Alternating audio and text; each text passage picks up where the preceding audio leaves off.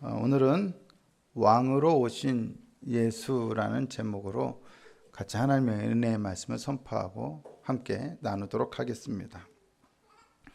우연히 어디에선가 보았는데 이런 내용의 글이 있었습니다. 우리나라가 대한민국이 되기 전에는 조선이지 않았습니까? 왕정국가였습니다. 일제로부터 우리가 해방된 이후에도 조선의 왕과 사람들이 다 사라진 것이 아닌데도 왜 우리나라는 해방 후에 왕정으로 복귀하거나 아니면 최소한 영국처럼 입헌군주제를 도입하지 않았을까요? 일제 치하에 있을 때 조선 왕가 사람들은 안타깝지만 일본의 앞잡이가 되거나 아니면 부역하는 경우가 많았다고 합니다. 왕가 사람들이 백성들을 이끌고 독립을 위해 헌신한 것이 아니라 일본의 부역자가 되었다는 것입니다.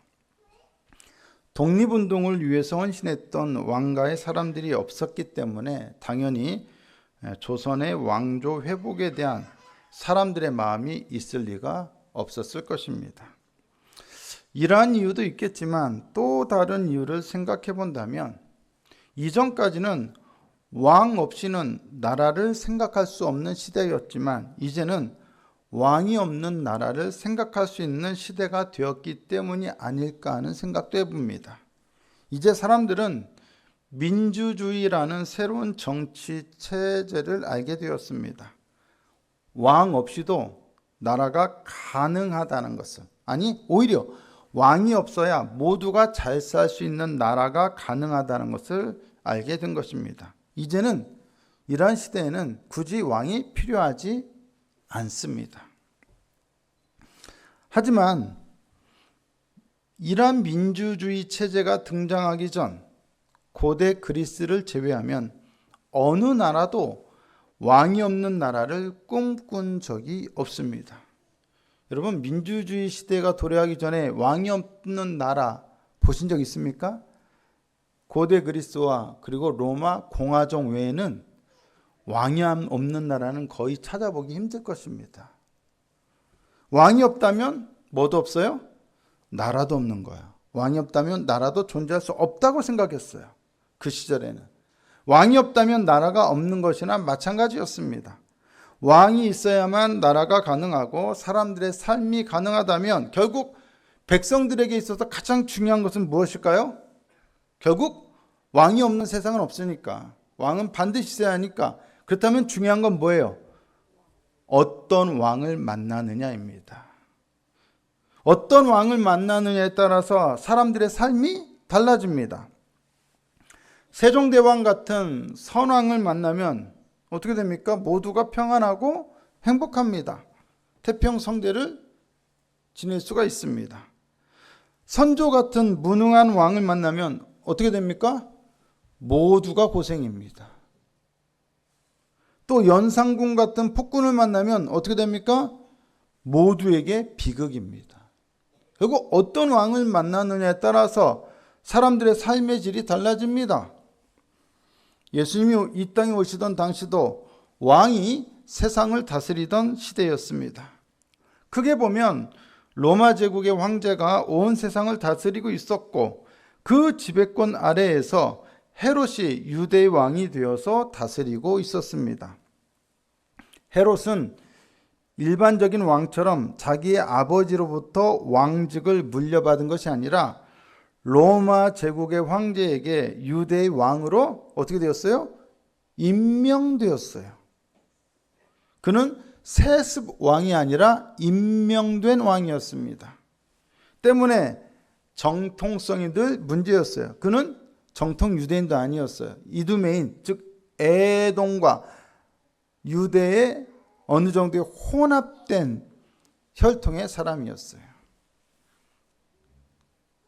그렇지만 왕은 왕이죠. 그는 그 누구보다 강력한 통치자였습니다. 헤롯의 통치는 철혈 통치였어요. 누구라도 말을 안 듣거나 반란을 일으키려 하면 무자비하게 아주 잔인하게 진압을 했습니다. 어찌나 잔인하고 무자비했던지 무서웠던지 그의 통치 시절 감히 그 누구도 반란을 일으킬 엄두조차 못 냈습니다.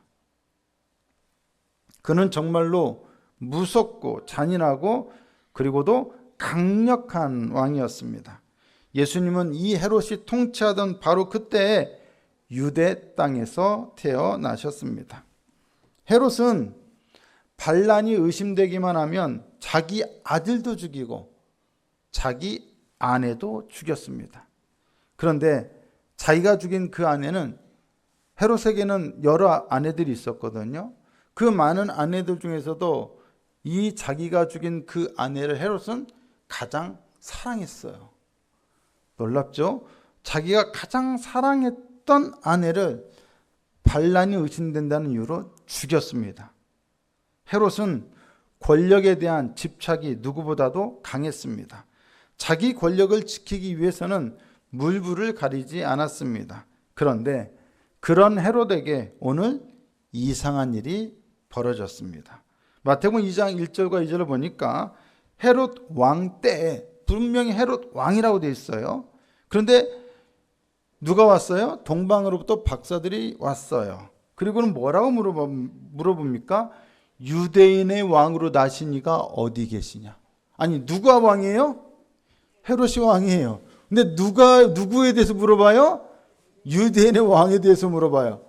아니, 왕이 버젓이 있는데 왕에 대해서 물어본다는 얘기는 마치 담임 목사인 저를 앞에 두고 우리 한일교회 담임 목사 어디 있어요? 라고 물어보는 거나 똑같은 거잖아요.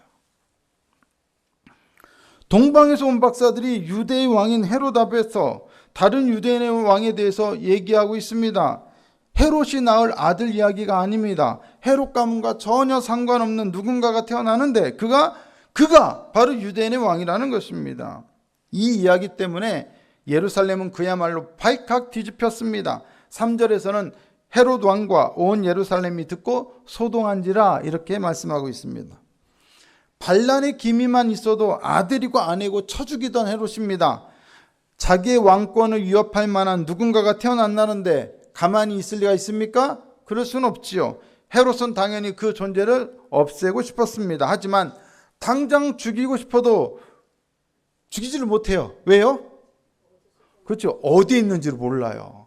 헤롯의 성품으로는 당장 가도 쳐 죽였을 텐데 죽이고 싶어도 어디 있는지를 모르는 거예요. 이게 먼저 어디에 있는지를 알아야 죽일 것 아닙니까? 그래서 헤롯은 이 동방 박사들을 이용하기로 마음먹습니다. 2장 8절을 보니까 베들레헴으로 보내며 이르되 가서 아기에 대하여 자세히 알아보고 찾거든.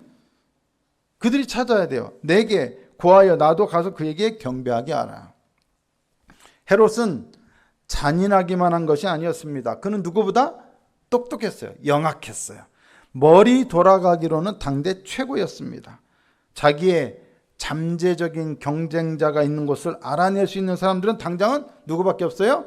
별을 따라가는 동방 박사들 뿐이에요.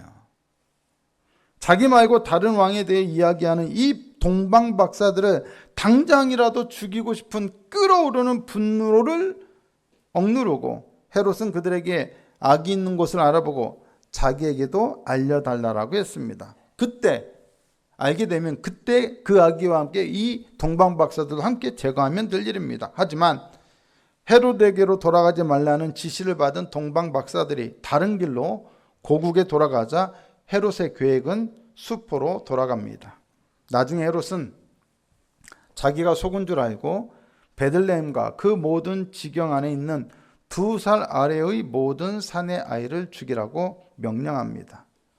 아무런 죄도 없는 아기들을 죽이라는 겁니다. 아무리 잔인하고 잔혹한 사람이라 할지라도 아기들을 죽이라고 명령할 수 있습니까? 우리 애기들 보세요. 얼마나 이뻐요.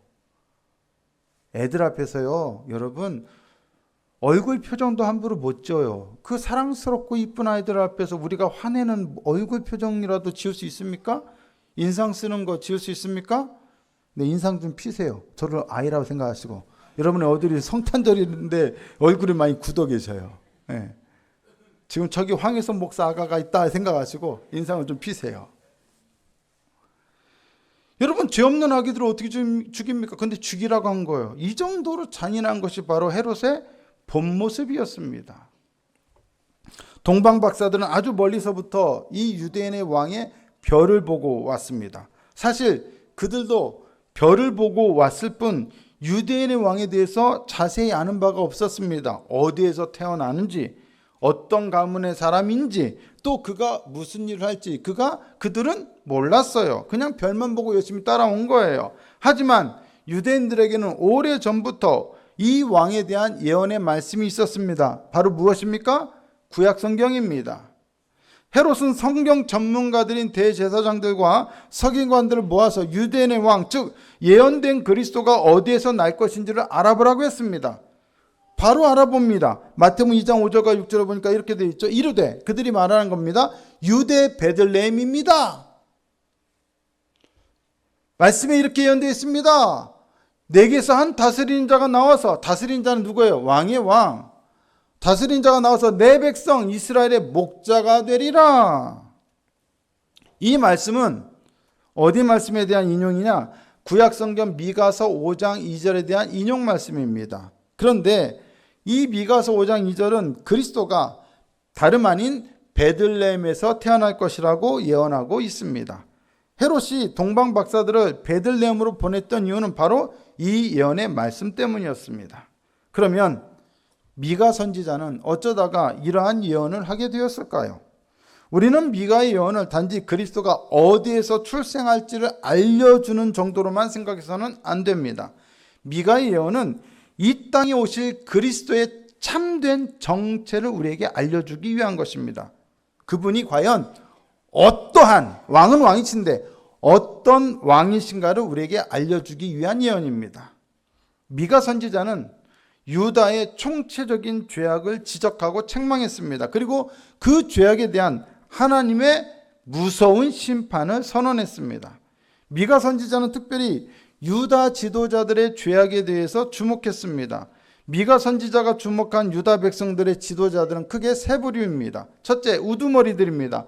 정치적, 사회적 지도자들입니다. 두 번째는 제사장들입니다. 세 번째는 선지자들입니다. 그런데 이들은 하나같이 모두가 부패하고 타락했습니다. 미가 선지자가 볼 때 유다 백성들의 삶이 극도로 어렵고 힘들고 궁핍하고 피폐한 것은 모두 그들의 죄악 때문이었습니다. 미가 3장 1절을 보세요. 뭐라고 되어 있습니까? 내가 또 이르노니 야곱의 우두머리들과 이스라엘 족속의 통치자들아 들으라. 정의를 아는 것이 너희의 본분이 아니냐. 여러분, 지도자들은 정의롭게 다스려야 합니다. 정의가 없으면 지도자들의 다스리면 뭐가 됩니까? 억압이 됩니다. 독재가 됩니다. 그 아래서 사람들의 삶은 힘들어집니다. 정의를 아는 것이 그들의 본분이어야 합니다. 그런데 그들은 정의를 알지 못했습니다. 정의란 선을 기뻐하고 악을 미워하는 겁니다. 그런데 불의는 선과 악을 거꾸로 전도시키는 거예요. 뒤집어 버리는 거예요. 그들은 정의는 외면한 채 선은 미워하고 악을 기뻐했습니다. 미가 3장 2절과 3절입니다. 너희가 선을 미워하고 악을 기뻐하여 내 백성의 가죽을 벗기고 그 뼈에서 살을 뜯어 그들의 살을 먹으며 그 가죽을 벗기며 그 뼈를 꺾어 다지기를 냄비와 솥 가운데에 담을 고기처럼 하는도다. 백성들을 잘 돌아보는 것이 그들의 임무이건만 그들은 오히려 백성들의 가죽을 벗기고 백성들의 뼈에서 살을 뜯어 먹으며 그들의 가죽을 벗기고 그들의 뼈를 꺾어 솥에 담습니다. 백성들을 돌보는 것이 아니라 도리어 백성들을 자기의 배를 채울 고기 덩어리로만 취급하고 있는 것입니다. 백성의 가죽을 벗긴다는 것은 힘없는 백성들의 재산과 권리를 빼앗는다는 것을 의미합니다. 또한 백성들의 뼈에서 살을 뜯어낸다는 것은 생존에 필요한 최소한의 수단까지도 뺏는다는 것을 의미합니다. 그냥 죽으라는 거죠. 유다의 통치자들은 참으로 잔인했습니다. 그들은 마치 도살꾼이 짐승을 도살하여 잡아먹는 것처럼 자기의 백성들을 잡아먹었습니다. 유다의 정치적, 사회적 지도자들, 우두머리들만 그런 것이 아니었습니다. 미가서 3장 5절을 보니까 이렇게 말씀합니다. 내 백성을 유혹하는 선지자들은 이에 물 것이 있으면 평강을 외치나 그 입에 무엇을 채워주지 아니하는 자에게는 전쟁을 준비하는도다. 여러분, 선지자는 뭐 하는 사람입니까? 하나님의 말씀을 대언하는 사람입니다. 근데 이에 물 것이 있으면, 먹을 것을 주면 그 사람에게 무조건 좋은 말만 해줘요. 그리고 먹을 걸 안 주면 그 사람에게는 다 무조건 나쁜 말만 해요. 목사가 그래서는 되겠습니까?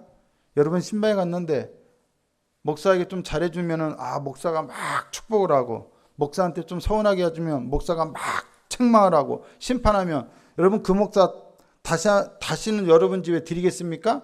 그 목사가 목회하는 교회 다니겠습니까? 여러분들 여기 나오는 거 보니까 저가 그러지는 않는 것 같습니다.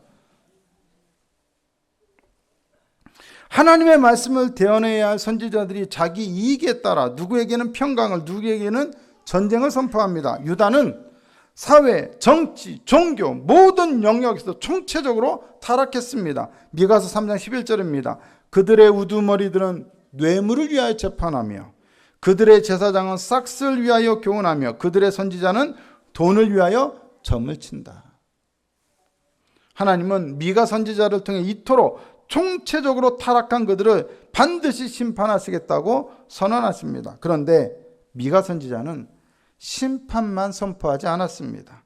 미가 선지자는 심판을 넘어 그 이후에 있을 하나님의 회복에 대해서도 선포했습니다.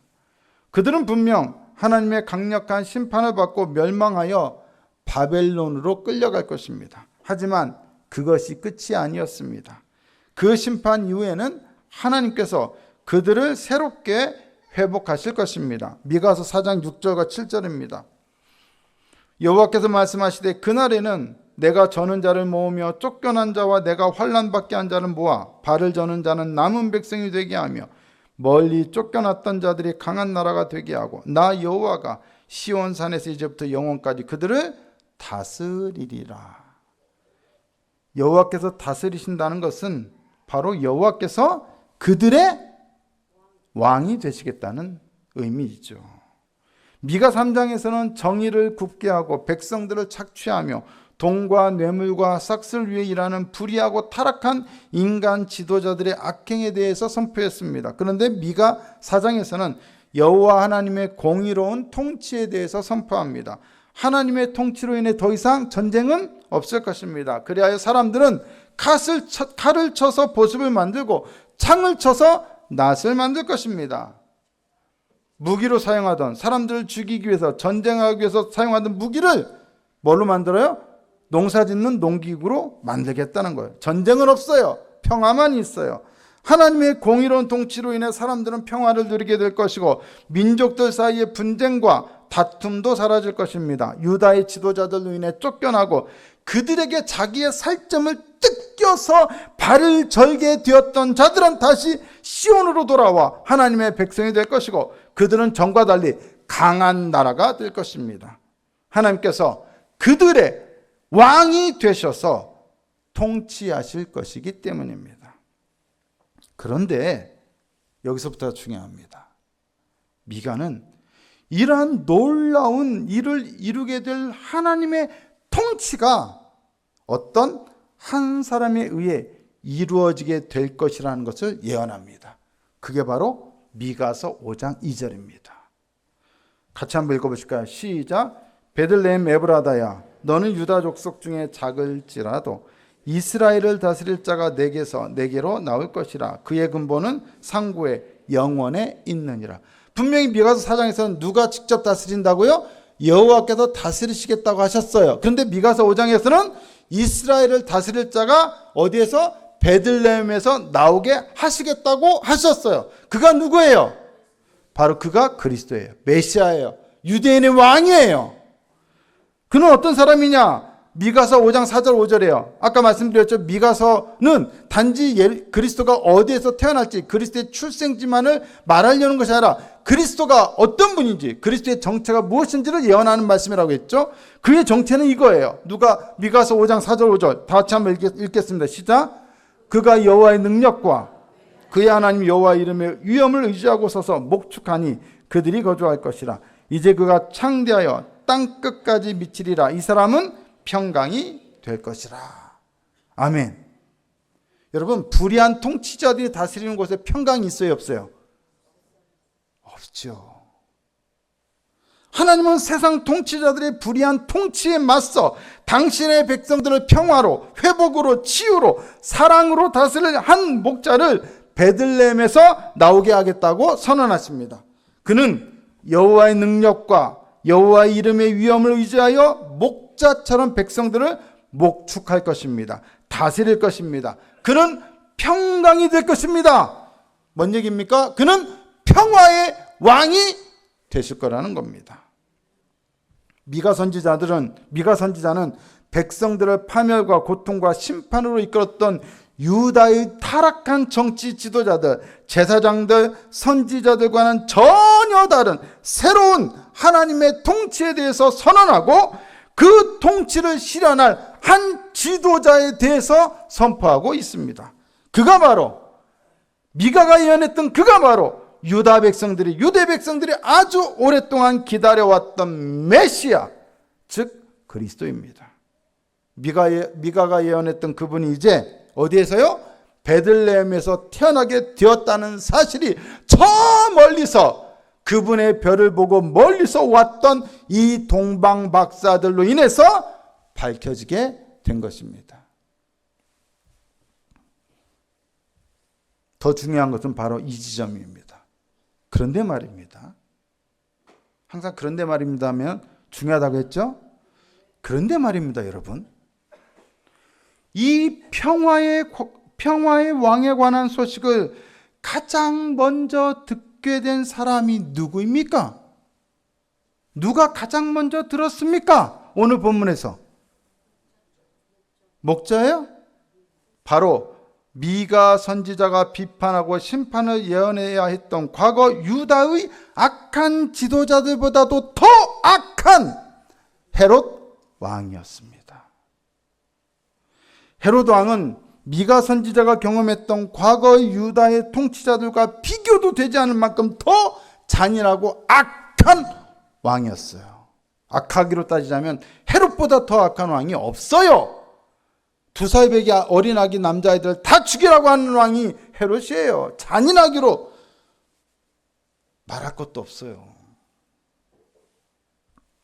그런데 미가 선지자가 예언한 왕이 지금 베들레헴에서 태어나게 될 것이라는 사실을 가장 먼저 알게 된 사람이 바로 누구였어요? 헤롯 왕이었어요. 이것은 곧 무엇을 의미하겠습니까, 여러분?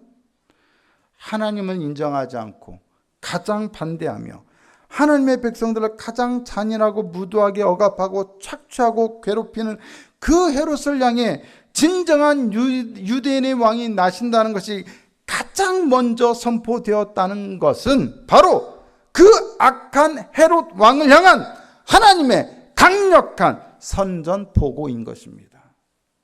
너는 가짜다. 너는 아웃이다. 너는 심판이다. 대신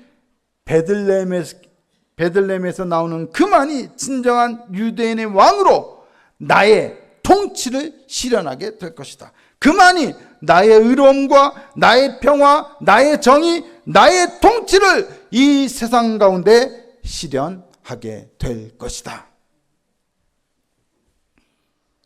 우리가 사는 세상에는 미가 선지자 시대의 악한 통치자들, 타락하고 부패한 제사장들과 선지자들이 존재하지 않습니다. 또한 우리가 사는 이 세상에는 그렇게 잔인하고 악했던 헤롯 왕도 존재하지 않습니다. 하지만 미가 선지자 시대의 악한 통치자들과 타락하고 부패한 제사장들과 선지자들 못지않은 악인들이 우리가 사는 이 세상에 수두룩합니다. 헤롯 왕만큼이나 잔인하고 악한 자들이 이 세상에 널려 있습니다. 미가 선지자의 시대처럼 예수님이 태어나실 때처럼 지금의 시대 역시 잔인하고 억압적이고 타락하고 부패했으며 비참하고 고통스럽고 궁핍하며 피폐합니다. 사람들의 눈에서 눈물이 지금도 그치지 않습니다.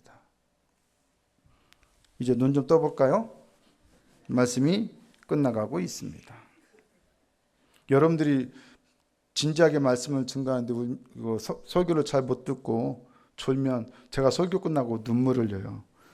하나님, 제가 기도를 이렇게 안 했나요? 세상은 분명 잘못된 통치, 악하고 부패하고 타락한 통치 아래에 있습니다. 정치적 의미의 왕은 없지만 우리가 살아가는 세상은 권력이 왕이 되고 돈이 왕이 되고 힘이 왕이 되고 잘못된 이데올로기가 왕이 되고 사람들 현혹하는 잘못된 종교와 가짜 영성이 왕이 되고 있습니다. 이 시대의 많은 영혼들은 그것들의 악한 통치 아래에서 거짓된 왕들의 속임 아래에서 무수한 고통을 겪으며 살아갑니다. 우리를 지배하고 통치하는 이 거짓된 왕들, 악한 왕들은 사라져야 합니다. 그들의 통치는 가짜입니다. 그들의 지배는 악합니다. 그들의 다스림은 결국 우리의 파멸을 불러옵니다. 그래서 우리에게는 우리를 회복시켜줄, 우리를 살려줄, 우리를 구원해줄, 우리를 변화시켜줄 참된 왕이 필요합니다. 하나님의 구원하시고 회복하시는 통치를 실현하여 줄 참된 왕이 우리에게 필요합니다. 전쟁과 미움과 파괴와 파멸의 왕이 아닌 평화와 사랑과 자비와 긍휼과 정의의 왕이 우리에게는 필요합니다. 그분이 바로 이 땅에 오신 예수 그리스도이십니다. 그분만이 우리의 왕이십니다. 그분만이 우리의 진정한 왕으로서 우리를 통치하실 분, 우리를 이끄실 분, 우리를 인도하실 분이십니다. 그분만이 악한 세상의 통치와 완전히 다른 새롭고 놀라운 통치를 이루실 우리의 참된 왕이시오 메시아이시오 그리스도이십니다. 그분은 그러한 하나님의 통치를 성취하시기 위해 이 땅에 왕으로 오셨습니다. 그러므로 우리는 그분의 오심을 어떻게 해야 합니까? 기뻐해야 합니다. 그분의 통치를 어떻게 해야 합니까? 받아들여야 합니다. 그리고 그분의 왕되심을 우리는 인정해야 합니다. 헤롯은 거부했지만 감히 나 말고 또 다른 왕이 있어? 이런 괘씸한 다 죽여! 헤롯은 거부했지만 우리는 그분의 왕되심을 인정해야 합니다. 그분은 우리의 삶의 왕이십니다. 우리의 영혼의 왕이십니다. 내 마음의 왕이십니다. 우리 가정의 왕이십니다. 우리 자녀들의 왕이십니다. 내 직장생활의 왕이십니다. 내 사업장의 왕이십니다. 우리 교회의 왕이십니다. 그분 앞에 엎드려 그분의 통치를 인정하고 그분을 왕으로 높일 때 우리의 삶에 뭐가 있습니까? 희망이 있습니다. 회복이 있습니다. 미래가 있습니다. 구원이 있습니다. 그러므로 헤롯이 동방 박사들에게 거짓으로 했던 약속을 이제 우리는 헤롯과 달리 진정한 마음으로 진심으로 받아들이고 실행해야 합니다. 헤롯은 뭐라고 했습니까? 마태복음 2장 8절에 뭐라고 되어 있습니까? 베들레헴으로 보내어 이르되 가서 아기에 대하여 자세히 알아보고 찾거든 내게 구하여 나도 가서 그에게 경배하게 하라. 헤롯은 그런 마음이 없었어요. 하지만 우리는 그런 마음이 있습니까? 없습니까? 있습니다. 당연히 그렇게 해야 합니다. 우리는 그분을 경배해야 합니다. 그것만이 우리의 소망이고 우리의 기쁨이요 우리의 회복이요 우리의 구원입니다. 할렐루야. 더불어 사랑하는 성도 여러분, 그분을 예배하며 경배하는 것이 마땅하지만 동시에 우리가 그분을 진정으로 경배한다면 나아가서 이제 우리는 그분의 왕적 통치를 어떻게 합니까? 인정하고 받아들여야 합니다. 교회 와서 기쁨으로 예배해놓고는 교회 문 밖 나가서는 자기 멋대로 살아가는 사람이 되어서는 안 됩니다. 그분이 통치하시는 대로 그분의 통치를 인정하고 받아들이면 우리의 삶에는 전쟁이 아니라 평화가 임합니다. 우리의 삶에는 궁핍이 아니라 풍요로움이 임합니다. 우리의 삶에는 아픔이 아니라 회복이 임합니다. 오늘 우리들의 삶에 아픔이 가득한 것은, 눈물이 가득한 것은 우리가 예수를 믿는다고 하지만, 예수를 경배한다고 하지만 궁극적으로 그분의 통치를 받지 않으려 하기 때문입니다. 사랑하는 성도 여러분, 이 핑계 저 핑계 대지 마세요. 헤롯은 핑계댈 게 많았어요. 내가 유대 왕인데 무슨 또 다른 왕이 와? 얼마든지 할 말이 많지요. 우리들도 내가 살기 얼마 바쁜데 맨날 어떻게 내가 항상 말씀대로 살아. 세상이 얼마나 복잡하고 힘든데 핑계대고 명분이 많고 우리도 할 말이 많지만 변명할 것이 많지만 그럼에도 불구하고 다 내려놓고 그렇습니다. 예수님이 우리의 왕이십니다. 말씀에 순종하여 주님의 통치를 인정하고 받아들이겠습니다. 그 통치에 순종하겠습니다. 내 물질도 주님 것이요, 내 생명도 주님 것이요, 내 자녀도 주님 것이요, 내 가정도 주님 것이요, 우리 교회도 주님 것이요, 내 직장도 주님 것이요, 내 사업장도 주님 것이요, 내 시간도 내 생명도 다 주님의 것입니다. 주님께서 다스리시고 통치하셔서 내 삶에, 내 영혼에, 우리의 가정과 우리의 인생 가운데 온전한 회복을 허락하여 주시옵소서. 악한 자의 통치를 받지 않고 마귀의 통치를 받지 않도록 역사하여 주시옵소서. 아멘. 우리가 예수님의 통치를 받지 않게 되면 우리는 결국 사망의 통치, 죄의 통치, 우리 원수인 마귀의 통치를 받게 됩니다. 유대인의 왕이신 예수님의 통치를 거부하면 악한 자 헤롯이 우리를 다스리게 될 것입니다. 사랑하는 성도 여러분, 예수님이 왜 이 땅으로 오셨습니까? 우리를 살리기 위해서입니다. 그분의 통치는 억압이 아닙니다. 희생이고 사랑입니다. 십자가로 당신을 들이셔서, 하나님께 들이셔서 우리를 구원하시는, 그러한 방식으로 우리를 회복하시고 구원하시는 통치자이십니다. 그분의 통치만이 우리에게 생명이며 구원입니다. 그러므로 오늘 우리는 그분을 경배하고 그분을 왕으로 인정하며 그분의 통치를 받아들여야 합니다. 그렇게 살기로 저와 여러분 오늘 이 시간 함께 결단할 수 있기를 예수님의 이름으로 축복합니다.